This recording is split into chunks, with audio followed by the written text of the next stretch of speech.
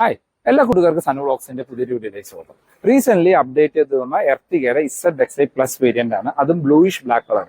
ഇപ്പോൾ മാരുതിയുടെ വാഹനങ്ങൾ ഏറ്റവും കൂടുതൽ ബുക്കിംഗ് വരുന്ന ഒരു കളർ ഈ ഒരു ബ്ലൂയിഷ് ബ്ലാക്ക് കളറാണ്. എർട്ടിഗ ഈ കളറിൽ കാണാനും അത്യാവശ്യം നല്ല ഭംഗിയുണ്ട്. അപ്പോൾ ഇത് ടോപ്പ് എൻഡ് വേരിയന്റ് ആണ്. ഇതിനകത്ത് എന്തെല്ലാം ഫീച്ചേഴ്സ് ആണ് വരുന്നത്, എത്രയാണ് ഇതിന്റെ updated on road price, Onam ഓഫറുകൾ എന്തെങ്കിലും ഉണ്ടോ, ഡീറ്റെയിൽ ആയിട്ട് ചെക്ക് ചെയ്ത് നോക്കാം. ഇപ്പോൾ ഈ വീഡിയോ ചെയ്യാനുള്ള റീസൺ എന്ന് പറഞ്ഞാൽ, ഇപ്പോൾ കഴിഞ്ഞ ദിവസം നമ്മുടെ ചാനലിൽ XL6 ആൽഫ വേരിയന്റിന്റെ വീഡിയോ ചെയ്തിരുന്നു. അതിന് താഴെ ഒന്ന് രണ്ട് കമന്റുകളാണ് എർട്ടിഗ ടോപ്പ് എൻഡിന്റെ വീഡിയോ ചെയ്യണമെന്ന്.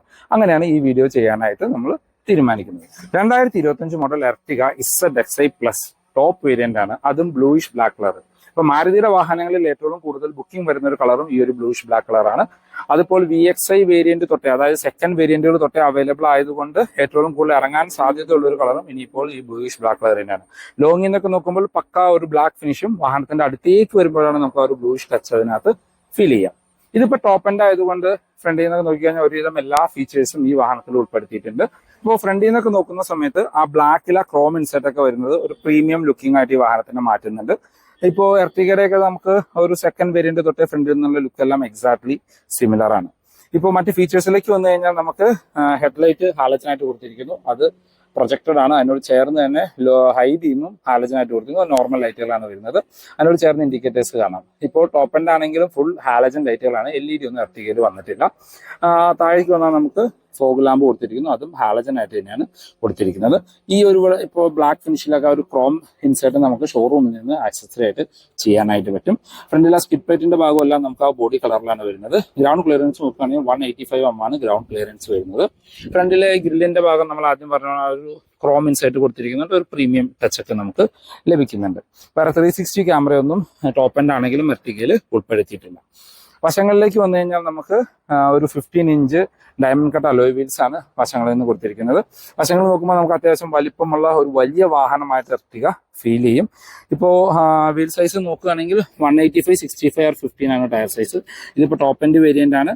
ZXi ആണ്. ZXi+ൽ സെയിം വീലുകൾ തന്നെയാണ്, സെയിം ഡിസൈനിലുള്ള അലോയ്സ് തന്നെയാണ് കൊടുത്തിരിക്കുന്നത്. ഫ്രണ്ടിൽ ഡിസ്കും ബാക്കിൽ ഡ്രം ബ്രേക്കുകളുമാണ്. മിറേഴ്സിൽ LED ടേൺ ഇൻഡിക്കേറ്റേഴ്സ് ഇൻസേർട്ട് ചെയ്തിട്ടുണ്ട്. ഡോർ ഹാൻഡിൽസ് എല്ലാം നമുക്ക് ടോപ്പ് എൻഡിലേക്ക് വരുമ്പോൾ ക്രോം ഫിനിഷ് ആണ് വരുന്നത്. കീലെസ് എൻട്രി ഇതിനകത്ത് ഉൾപ്പെടുത്തിയിട്ടുണ്ട്. ഇതാണ് ഓൾ ഓവർ വശങ്ങളിൽ നിന്നുള്ളൊരു ലുക്ക്. റൂഫ് റെയിൽസ് കാര്യങ്ങളൊന്നും തന്നെ എർട്ടിഗ ടോപ്പ് എൻഡ് ആണെങ്കിലും വരുന്നില്ല. ഈ വശങ്ങളിൽ കാണുന്ന ആ ഒരു ക്രോം ഫിനിഷോ കാര്യങ്ങളൊന്നും തന്നെ ഇതിനകത്ത് വരുന്നതല്ല. അതെല്ലാം നമ്മൾ ആക്സസറി ആയിട്ട് ചെയ്യേണ്ടതാണ്. പ്ലെയിൻ ഗ്ലാസ്സുകളാണ്. സൺറൂഫ് പോലെയുള്ള കാര്യങ്ങളൊന്നും തന്നെ വരുന്നില്ല. നോർമൽ ആന്റിനെയാണ് ഇതിനകത്ത് കൊടുത്തിരിക്കുന്നത്.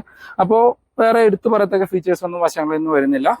പഴയ ഒരു എർട്ടിഗയുടെ സിമിലർ ഡിസൈൻ തന്നെയാണ്. പക്ഷെ ചെറിയൊരു ചേഞ്ചസ് വന്നിരിക്കുന്ന ഈ ഒരു പോർഷനിലാണ്. പഴയ എർട്ടിഗയ്ക്ക് ഇവിടെ ഒരു ഇത്രയൊരു സ്പേസ് ആണ് വന്നിരുന്നത്. ഇപ്പോൾ പുതിയ എർട്ടിഗയിലേക്ക് വന്നപ്പോൾ ഇവിടുത്തെ ഒരു ലെങ്ത് കൂടിയിട്ടുണ്ട്. അതായത് ബാക്കിലെ കർവ് ഡിസൈൻ ഒന്നുകൂടി സ്ട്രെയിറ്റ് ആക്കിയ പോലെയാണ് നമുക്കത് ഫീൽ ചെയ്യുക. അതിനോട് ചേർന്ന് തന്നെ ഒരു മാറ്റ് ബ്ലാക്ക് ഫിനിഷിൽ ആ സ്പോയിലറിന്റെ ഒരു എക്സ്റ്റൻഷനും കൂടി വന്നതോടുകൂടി കുറച്ചുകൂടി വലിപ്പമുള്ള ഒരു വാഹനമായിട്ട് എർട്ടിഗ നമുക്ക് ഫീൽ ചെയ്യും. ബാക്കിലേക്ക് വന്നു കഴിഞ്ഞാൽ പക്കാ സ്പോർട്ടി ലുക്കിംഗ് കാറായിട്ട് ഇത് മാറിയിട്ടുണ്ട്. കാരണം ഈ വന്നിരിക്കുന്ന പുതിയ സ്പോയിലർ തന്നെയാണ്. അത്യാവശ്യം വലിപ്പമുള്ള വലിയ സ്പോയിലറാണ് കൊടുത്തിരിക്കുന്നത്. അതിന്റെ അകത്തെല്ലാം ഒരു ബ്ലാക്ക് ഫിനിഷ് കൊടുത്തിരിക്കുന്നു. അതിനകത്ത് ഹൈ മൗണ്ടഡ് സ്റ്റോപ്പ് ലാമ്പ് വരുന്നുണ്ട്. ടോപ്പ് വേരിയന്റ് ആണ്. വാഷർ ആൻഡ് വൈപ്പർ ആൻഡ് ഡിഫോഗറോട് കൂടിയ ഗ്ലാസ്സുകളാണ്. ഇവിടെ നമുക്കൊരു ക്രോം ഫിനിഷ് കാണാനായിട്ട് പറ്റും. ആ ഫുൾ ബ്ലാക്ക് ഒന്ന് കട്ട് ചെയ്യുന്ന രീതിയിലാണ് ക്രോം ഫിനിഷ് കൊടുത്തിരിക്കുന്നത്. അതിന് താഴെ സുസുക്കിയുടെ ഒരു ലോഗോ കൊടുത്തിരിക്കുന്നു. ടൈലറിലേക്ക് വന്നു കഴിഞ്ഞാൽ നമുക്ക് സ്റ്റോപ്പ് ലൈറ്റ് LED ആയിട്ടാണ് കൊടുത്തിരിക്കുന്നത്. മറ്റു ലൈറ്റുകളെല്ലാം ഹാലജൻ ആയിട്ടാണ് വരുന്നത്. Indicators reverse light. താഴേക്ക് വന്നാൽ നമുക്ക് 4 പാർക്കിംഗ് സെൻസേഴ്സ് ഉൾപ്പെടുത്തിയിട്ടുണ്ട്. സ്മാർട്ട് ഹൈബ്രിഡ് അതിന്റെ ഒരു ബാഡ്ജിംഗ് ആണ്. വേരിയന്റിന്റെ ബാഡ്ജിംഗ് ഒന്നും ഇതിനകത്ത് ഉൾപ്പെടുത്തിയിട്ടില്ല. റിവേഴ്സ് ക്യാമറ ടോപ്പ് എൻഡ് ആയതുകൊണ്ട് വരുന്നുണ്ട്, അത് നമുക്ക് ഇവിടെ കാണാം. വേറെ ബാക്കിലെ സ്കിഡ് പ്ലേറ്റ് പോലെ തോന്നിക്കുന്ന ഭാഗങ്ങളെല്ലാം നമുക്ക് ബോഡി കളറിലാണ് വരുന്നത്. ഈ ഒരു പോർഷനും നമുക്ക് വേണമെങ്കിൽ ഷോറൂമിൽ നിന്ന് ആക്സസറി ചെയ്ത് ക്രോം ഇൻസെർട്ട് ഒക്കെ ചെയ്യാനായിട്ട് പറ്റും. ഇനി നമുക്ക് ഇതിന്റെ ബൂട്ട് ഒന്ന് ഓപ്പൺ ചെയ്ത് നോക്കാം. ബൂട്ട് ഓപ്പൺ ചെയ്ത് കഴിഞ്ഞാൽ നമുക്ക് ബൂട്ട് സ്പേസിലോ കാര്യങ്ങളിലോ ഒന്നും ഡിഫറൻസ് വരുന്നില്ല. ഇപ്പൊ 3 സീറ്റ് നിവർത്തി വെച്ചിരിക്കുകയാണെങ്കിൽ 209 ലിറ്ററും തേർഡ് റോ കംപ്ലീറ്റ്ലി ഫോൾഡ് ചെയ്യുകയാണെങ്കിൽ 550 ലിറ്ററുമാണ് ബൂട്ടിന്റെ കപ്പാസിറ്റി വരുന്നത്. ഇതിനകത്ത് നമുക്ക് സ്റ്റോർ ചെയ്യാൻ പാകത്തിന് സ്പേസ് കാര്യങ്ങൾ ഉൾപ്പെടുത്തിയിട്ടുണ്ട്. സ്പെയർ വീല് സെയിം സൈസ് ആയിട്ടുള്ള വീലുകൾ വാഹനത്തിന്റെ അടിയിലായിട്ടാണ് ഇന്റഗ്രേറ്റ് ചെയ്തിരിക്കുന്നത്. ഇപ്പോൾ തേർഡ് റോയിലേക്ക് പ്രത്യേകിച്ച് എടുത്തു പറയത്തക്ക ഫീച്ചേഴ്സ് ഒന്നും ഇപ്പോൾ ഉൾപ്പെടുത്തിയിട്ടില്ല. ലൈറ്റ് കാര്യങ്ങളൊന്നും തന്നെ വരുന്നില്ല. ഇതിൽ തന്നെ നമുക്ക് ഫോൾഡ് ചെയ്യാനായിട്ട് പറ്റും. ഇപ്പോൾ തേർഡ് റോ പാസഞ്ചേഴ്സിന്റെ AC വെന്റ് ഇവിടെ സൈഡ് മൗണ്ടഡ് ആയിട്ടാണ് കൊടുത്തിരിക്കുന്നത്. അത് കൺട്രോൾ ചെയ്യാനൊരു ബട്ടണും കൊടുത്തിരിക്കുന്നു. ഇവിടെ നമുക്ക് കപ്പ് ഹോൾഡേഴ്സ് കാണും. അപ്പോൾ ഇവിടെ ബോട്ടിലൊക്കെ വെച്ച് കഴിഞ്ഞാൽ അതൊരു ബോട്ടിൽ കൂളറായിട്ട് നമുക്ക് യൂസ് ചെയ്യാനായിട്ട് പറ്റും. ഇതിപ്പോൾ ടോപ്പ് എൻഡ് വേരിയന്റ് ആയതുകൊണ്ട് തേർഡ് റോ പാസഞ്ചേഴ്സിനും 2 Type C ചാർജിങ് പോർട്ടുകളും ഉൾപ്പെടുത്തിയിട്ടുണ്ട്. ഈ വശത്തായിട്ട് നമുക്ക് കപ്പ് ഹോൾഡേഴ്സ് കാണാം. വേറെ ഗ്രാബ് ഹാൻഡിൽസ് ഒക്കെ നോക്കുകയാണെങ്കിൽ ഫിക്സഡ് ആയിട്ടുള്ള ഗ്രാബ് ഹാൻഡിലാണ്. ഇപ്പോൾ ഈ സീറ്റ് നമുക്ക് സ്റ്റാൻഡിങ് പൊസിഷൻ അഡ്ജസ്റ്റ് ചെയ്യാനായിട്ടുള്ള ഒരു ഓപ്ഷൻ വരുന്നുണ്ട്. നമുക്ക് 1-2 രീതിയിൽ അതിന്റെ സ്റ്റാൻഡിങ് പൊസിഷൻ അഡ്ജസ്റ്റ് ചെയ്യാനായിട്ട് പറ്റും. ഇനി നമുക്ക് അകത്തു നിന്നുള്ള ഫീച്ചേഴ്സ് ഒന്ന് ചെക്ക് ചെയ്ത് നോക്കാം. നമ്മൾ ആദ്യം പറഞ്ഞ പോലെ കീലെസ് എൻട്രിയുടെ ഫീച്ചേഴ്സ് ഇതിനകത്ത് ഉൾപ്പെടുത്തിയിട്ടുണ്ട്. ഇന്റീരിയർ നമുക്കൊരു ഡുവൽ ടോൺ കളറിലാണ് കൊടുത്തിരിക്കുന്നത്. ഡോർ പാഡിലേക്ക് വന്നു കഴിഞ്ഞാൽ ഫുൾ ഒരു ഓഫ് വൈറ്റ് ഫിനിഷിലാണ് ഡോർ പാഡ് വരുന്നത്. ഇവിടെ എല്ലാം നമുക്ക് സോഫ്റ്റ് ടച്ച് ഉൾപ്പെടുത്തിയിട്ടുണ്ട് ചെറുതായിട്ട്. 4-ഡോർ പവർ വിൻഡോന്റെ control, lock and unlock. Driver സൈഡിലെ വിൻഡോ 1 ടച്ച് അപ്പ് ആൻഡ് ഡൗണിന്റെ ഓപ്ഷൻ വരുന്നുണ്ട്. മിറർ കൺട്രോൾ ചെയ്യാനും ഫോൾഡ് ചെയ്യാനുള്ള ഓപ്ഷൻ കാണാം. ഡോർ ഹാൻഡിൽസ് ക്രോം ഫിനിഷിലാണ്. അകത്ത് ഒരു ഫേക്ക് വുഡ് ട്രീറ്റ്മെന്റ് കാണാം. താഴേക്ക് വന്നു കഴിഞ്ഞാൽ ബോട്ടിൽ ഹോൾഡേഴ്സ്, സ്പീക്കർ ഗ്രില്ല്. ഇതിന്റെ 4 സ്പീക്കറും 2 ടൂത്ത് റോഡും കൂടിയ മ്യൂസിക് സിസ്റ്റം ആണ് ടോപ്പ് എൻഡിൽ. സീറ്റ് നമുക്ക് മാനുവലി ഹൈറ്റ് അഡ്ജസ്റ്റ് ചെയ്യാനുള്ള ഓപ്ഷൻ ഉൾപ്പെടുത്തിയിട്ടുണ്ട്. സീറ്റിലേക്ക് വരുമ്പോൾ വശങ്ങളിൽ ഒരു മാറ്റ് ബ്ലാക്ക് ഫിനിഷും അകത്ത് നമുക്ക് ഒരു ഇന്റീരിയറിനോട് ചേർന്ന് ഓഫ് വൈറ്റ് ഫിനിഷ് എന്നുള്ള രീതിയിലാണ് കൊടുത്തിരിക്കുന്നത്. ലെതർ സീറ്റ് എന്നുള്ള ഫാബ്രിക് സീറ്റുകളാണ്. ഇതിപ്പോൾ മാനുവൽ വേരിയന്റ് ആണ്. ഡെഡിക്കേറ്റഡ് ഡെഡ് പെഡൽ കാണാം. നമുക്ക് റിയർ AC ആക്ടിവേഷൻ ചെയ്യാനുള്ള ഒരു ബട്ടൺ കൊടുത്തിരിക്കുന്നു. പുഷ് ബട്ടൺ സ്റ്റാർട്ടിന്റെ ബട്ടൺ കാണാം. ട്രാക്ഷൻ കൺട്രോൾ, നമ്മുടെ auto stop start, headlight level adjust ചെയ്യാനുള്ള ഓപ്ഷൻ ഉൾപ്പെടുത്തിയിട്ടുണ്ട്. ഇവിടെ എല്ലാം നമുക്ക് ആ വുഡ് ട്രീറ്റ്മെന്റ് കാണാനായിട്ട് പറ്റും. എർട്ടിഗ ടോപ്പ് എൻഡ് വേരിയന്റിന്റെ ഇന്റീരിയർ എന്നുള്ള ലുക്ക് ആൻഡ് ഫീച്ചേഴ്സ് നോക്കുകയാണെങ്കിൽ പ്രത്യേകിച്ച് ചേഞ്ചസ് ഒന്നും തന്നെ ഇന്റീരിയറിൽ വന്നിട്ടില്ല. ടോപ്പ് വശം നമുക്ക് ആ ഒരു ഡാർക്ക് ബേജ് കളറിലും പിന്നെ ഒരു ബ്ലാക്ക് ഫിനിഷ് കൊടുത്തിരിക്കുന്നു. അതിന്റെ താഴെ വുഡ് ട്രീറ്റ്മെന്റ്, താഴെ ആ ഒരു ബേജ് കളർ അല്ലെങ്കിൽ ഒരു ഓഫ് വൈറ്റ് ഫിനിഷിലാണ് വരുന്നത്. ഇപ്പോൾ സ്റ്റിയറിംഗ് വീലിലേക്ക് വന്നു കഴിഞ്ഞാൽ നമുക്ക് ഫ്ലാറ്റ് ബോട്ടം ആയിട്ടുള്ള ഫുൾ ലെതറിഡ് സ്റ്റിയറിംഗ് വീൽ കൊടുത്തിരിക്കുന്നു. ഈ സെന്ററിൽ ആ സെയിം വുഡ് ട്രീറ്റ്മെന്റ് നമുക്ക് ആ ഒരു സ്റ്റിയറിംഗ് വീലിന്റെ താഴത്തും കാണാനായിട്ട് പറ്റും. ഇടതുവശത്തേക്ക് മ്യൂസിക് ആൻഡ് താഴെ ഫോൺ കൺട്രോൾസും വലതുവശത്ത് ക്രൂസ് കൺട്രോളിന്റെ ഓപ്ഷൻസ് ഉൾപ്പെടുത്തിയിട്ടുണ്ട്. ടോപ്പ് എൻഡിൽ വരുന്ന സ്റ്റിയറിംഗ് വീലിൽ നമുക്ക് ടിൽറ്റ് ചെയ്യാനുള്ള ഓപ്ഷൻ മാത്രമാണ് കൊടുത്തിരിക്കുന്നത്. ടെലസ്കോപ്പിക്കിന്റെ ഓപ്ഷൻസ് ഒന്നും ഉൾപ്പെടുത്തിയിട്ടില്ല. ഇടതുവശത്ത് വൈപ്പറിന്റെ കൺട്രോൾസും വലതുവശത്ത് ഹെഡ്ലൈറ്റിന്റെ കൺട്രോൾസും കാണാം. ഹെഡ്ലൈറ്റിൽ ഓട്ടോ ഹെഡ്ലൈറ്റിന്റെ ഓപ്ഷൻ ഉൾപ്പെടുത്തിയിട്ടുണ്ട്. ഇൻസ്ട്രുമെന്റ് ക്ലസ്റ്ററിലേക്ക് വന്നു കഴിഞ്ഞാൽ നമുക്ക് പഴയ ആർട്ടികളൊക്കെ കണ്ട സെയിം ക്ലസ്റ്റർ യൂണിറ്റ് തന്നെയാണ് കൊടുത്തിരിക്കുന്നത്. അതിനകത്ത് RPM മീറ്ററും സ്പീഡോമീറ്ററും അനലോഗായിട്ട് കൊടുത്തിരിക്കുന്നു. അടുത്തൊരു ഇൻഫർമേഷൻ ഡിസ്പ്ലേ, അതിനകത്ത് അത്യാവശ്യം വേണ്ട ഇൻഫർമേഷൻസ് കാണാം. ഇതിപ്പോൾ നമ്മളെ സ്മാർട്ട് ഹൈബ്രിഡിന്റെ ബാറ്ററി എഞ്ചിന്റെ ചാർജിങ്ങിന്റെ ഇതാണ് കാണിക്കുന്നത്. പക്ഷെ അത് കൺട്രോൾ ചെയ്യാനുള്ള ബട്ടണുകൾ ഇപ്പോഴും നമ്മുടെ സ്റ്റിയറിംഗ് വീല് തന്നെയാണ്, ഇൻസ്ട്രുമെന്റ് ക്ലസ്റ്ററിൽ തന്നെയാണ് കൊടുത്തിരിക്കുന്നത്. അതിനകത്ത് അഡീഷണലി നമുക്ക് വന്നിരിക്കുന്ന ഒരു ഫീച്ചർ എന്ന് പറഞ്ഞാൽ മീറ്ററിൽ പ്രത്യേകിച്ച് അഡീഷണൽ ഫീച്ചേഴ്സ് ഒന്നും തന്നെ ഉൾപ്പെടുത്തിയിട്ടില്ല. ശരിക്കും സെയിം ഫീച്ചേഴ്സ് തന്നെയാണ് വരുന്നത്. TPMS അഡീഷനിൽ വന്നിട്ടുണ്ട്. അത് നമ്മുടെ സെൻട്രൽ സ്ക്രീനിലാണ് കൊടുത്തിരിക്കുന്നത്. മറ്റെല്ലാ ഫീച്ചേഴ്സും സിമിലർ ആയിട്ട് തന്നെ കൊടുത്തിരിക്കുന്നു. എഞ്ചിൻ ടെമ്പറേച്ചറും ഫ്യൂൽ ഗേജും നമുക്ക് അനലോഗായിട്ട് തന്നെയാണ് കൊടുത്തിരിക്കുന്നത്. സെൻട്രലിലേക്ക് വന്നു കഴിഞ്ഞാൽ മാരുതിയുടെ എല്ലാ വാഹനങ്ങളിലും കണ്ടുവന്നിരുന്ന 7 ഇഞ്ചിന്റെ സ്മാർട്ട് പ്ലേ പ്രോ സിസ്റ്റമാണ് കൊടുത്തിരിക്കുന്നത്. ഇതിനകത്ത് മാരുതിയുടെ ആ ഒരു കണക്ടിവിറ്റി ഫീച്ചർ കാര്യങ്ങൾ ഉൾപ്പെടുത്തിയിട്ടുണ്ട്. ഇതിനകത്ത് അഡീഷണലി വന്നിരിക്കുന്ന ഒരു ഫീച്ചറാണ് TPMS. അത് നമുക്ക് ക്ലിയർ ആയിട്ട് മെൻഷൻ ചെയ്യുന്ന രീതിയിലാണ് അത് കൊടുത്തിരിക്കുന്നത്. പിന്നെ ഡോർ ലോക്ക്, വാണിംഗ്, അങ്ങനത്തെ നോർമൽ ഫീച്ചേഴ്സാണ് വരുന്നത്. അത്യാവശ്യം നല്ല സൗണ്ട് ക്ലാരിറ്റി ഉള്ളൊരു മ്യൂസിക് സിസ്റ്റമാണ്. 4 സ്പീക്കറും 2 ടൂട്ടുമാണ് ടോപ്പ് എൻഡിൽ വരുന്നത്. ഡീസൻറ്റ് ക്ലാരിറ്റി ഉള്ള ഒരു റിവേഴ്സ് ക്യാമറയും ഇതിനകത്ത് ഉൾപ്പെടുത്തിയിട്ടുണ്ട്. അതിനകത്ത് അഡാപ്റ്റീവ് ഗൈഡ് ലൈൻസോടുകൂടി ക്യാമറയാണ്. സെൻസേഴ്സ് ഫംഗ്ഷൻ ചെയ്യുന്ന സൈഡിലായിട്ട് കാണാനായിട്ട് പറ്റും. മറ്റ് മാരുതി വാഹനങ്ങളിൽ കണ്ട സെയിം ഇൻഫർടൈൻമെന്റ് സിസ്റ്റം തന്നെയാണ് ഇതിനകത്തും കൊടുത്തിരിക്കുന്നത്. താഴേക്ക് വന്ന ഹസാർഡ് ബട്ടൺ കൊടുത്തിരിക്കുന്നു. അതിന് താഴെയായിട്ട് ഓട്ടോമാറ്റിക് ക്ലൈമറ്റ് കൺട്രോളിന്റെ യൂണിറ്റ് കാണാം. അതിന് താഴെ നമുക്ക് ഒരു 12 വോട്ടിന്റെ ചാർജിംഗ് പോർട്ട് കൊടുത്തിരിക്കുന്നു. USB കണക്ട് ചെയ്യാനുള്ള ഓപ്ഷൻ കൊടുത്തിരിക്കുന്നു. ഫ്രണ്ടിൽ Type C ചാർജിംഗ് പോർട്ട് കാര്യങ്ങളൊന്നും തന്നെ ഉൾപ്പെടുത്തിയിട്ടില്ല. ഇവിടെയെല്ലാം നമുക്ക് സ്റ്റോറേജ് സ്പേസ് ആണ്. ഇതാണ് കീ വരുന്നത്. പഴയ കീ തന്നെ, പ്രത്യേകിച്ച് മാറ്റങ്ങളൊന്നുമില്ല. വന്നിരിക്കുന്ന ഒരു മേജർ ചേഞ്ച് എന്ന് പറഞ്ഞാൽ പഴയ എർട്ടിഗയിൽ നമുക്ക് ഇവിടെ 2 AC-യുടെ കൺട്രോളുകൾ ഉണ്ടായിരുന്നു. ഈ ബോട്ടിൽ കൂൾഡ് ആക്കാനായിട്ട് അതിപ്പോൾ എടുത്ത് മാറ്റിയിട്ടുണ്ട്. മാനുവൽ ഗിയർ ലിവർ, അതിന് ചുറ്റും ഒരു ലെതർ ഫിനിഷ് ഒക്കെ കൊടുത്തിട്ടുണ്ട്.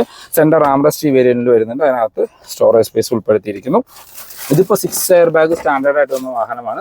അതിനകത്ത് ഇവിടെ സീറ്റിന്റെ സൈഡിലെ എയർ ബാഗിന്റെ ബാഡ്ജിങ് ആണ്. നമുക്ക് ഇവിടെ SRS എയർ ബാഗ് എന്നൊരു ബാഡ്ജിങ് കൊടുത്തിരിക്കുന്നു. സീറ്റ് ബെൽറ്റ് ഹൈറ്റ് അഡ്ജസ്റ്റ് ചെയ്യാനുള്ള ഓപ്ഷൻ ഉൾപ്പെടുത്തിയിട്ടുണ്ട്.